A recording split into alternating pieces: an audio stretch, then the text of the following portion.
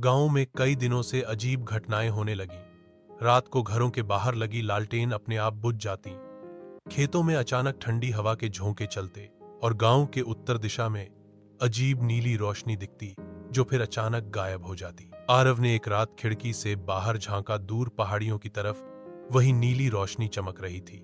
मीरा, उठो, उसने धीरे से कहा। मीरा उनींदी आंखों से बोली, क्या हुआ? वो देखो, दादी की कहानी सच हो सकती है। दोनों बच्चों ने ठान लिया कि वे इस रहस्य को सुलझाएंगे। अध्याय 3, टोटो से मुलाकात। अगले दिन आरव और मीरा खेतों की तरफ गए। वहीं उन्हें एक हरा पीला तोता मिला जिसकी आंखों में अजीब सी चमक थी। अरे, तुम लोग जादुई जंगल जाना चाहते हो ना? तोते ने साफ हिंदी में कहा। दोनों चौंक गए। मीरा ने धीरे से पूछा, तुम बोलते हो?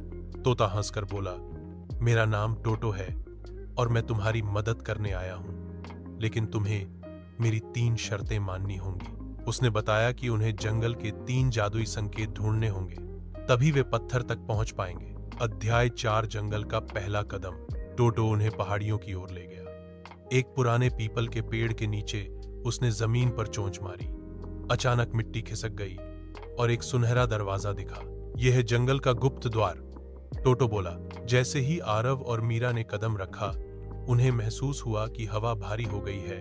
चारों ओर पत्तों की सरसराहट है और दूर से किसी नदी की मधुर ध्वनि आ रही है। अध्याय 5, चमकता नदी किनारा। पहला संकेत नदी देवी के पास था। नदी का पानी सोने जैसा चमक रहा था। कौन हो तुम? पानी से एक स्त्री की आवाज आई।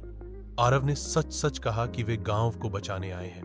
नदी देवी ने मुस्कुराकर उन्हें पहला संकेत दिया, एक चांदी का शंख। इसकी ध्वनि से तुम्हें अगला रास्ता मिलेगा। अध्याय 6, परियों की मदद। जंगल के भीतर चांदी के पंखों वाली परी लीला ने उन्हें रास्ता रोका। अगर अगला संकेत चाहिए तो इस भूल भुलैया से सही रास्ता निकालो। मीरा की तेज नजर और आरव की बुद्धि से वे सफल हुए। परी ने उन्हें दूसरा संकेत दिया, एक नीला पंख। अध्याय 7, काला साए का हमला। जैसे ही वे आगे बढ़े, अंधेरा छा गया। काले साए ने हमला किया। पत्थर मुझे दो, वरना तुम्हारा अंत यहीं होगा। आरव ने साहस से मना किया। टोटो ने अपनी जादुई चोंच से एक चमक पैदा की जिससे साया पीछे हट गया। अध्याय 8, गुफा का रहस्य। तीसरा संकेत एक पुरानी गुफा में था। दीवारों पर प्राचीन चित्र बने थे जो पत्थर की शक्ति और उसके रक्षक की कहानी बता रहे थे। गुफा के भीतर उन्हें तीसरा संकेत मिला, एक सुनहरी चाबी। अध्याय 9, रूहानी रक्षक की परीक्षा। जंगल के अंत में एक विशाल वृक्ष के पास रूहानी रक्षक खड़ा था। अगर पत्थर चाहिए तो 3 प्रश्नों का उत्तर। 2 प्रश्न जीवन, ईमानदारी और साहस से जुड़े थे। दोनों बच्चों ने सही उत्तर दिए और रक्षक ने उन्हें पत्थर तक जाने दिया। अध्याय 10, अंतिम जंग। पत्थर तक पहुंचते ही काला साया फिर आ गया। एक भीषण लड़ाई हुई। टोटो, जंगल के जानवर और परी लीला भी मदद को आए। अंत में आरव ने चांदी के शंख को बजाया, नीले पंख को लहराया और सुनहरी चाबी से पत्थर का कक्ष खोला। पत्थर की रोशनी से साया जलकर गायब हो गया। अध्याय 11, पत्थर की शक्ति। पत्थर ने अपनी ऊर्जा पूरे जंगल और गांव में फैला दी। पेड़ पौधे हरे हो गए, नदियां साफ बहने लगीं और डर का माहौल खत्म हो गया।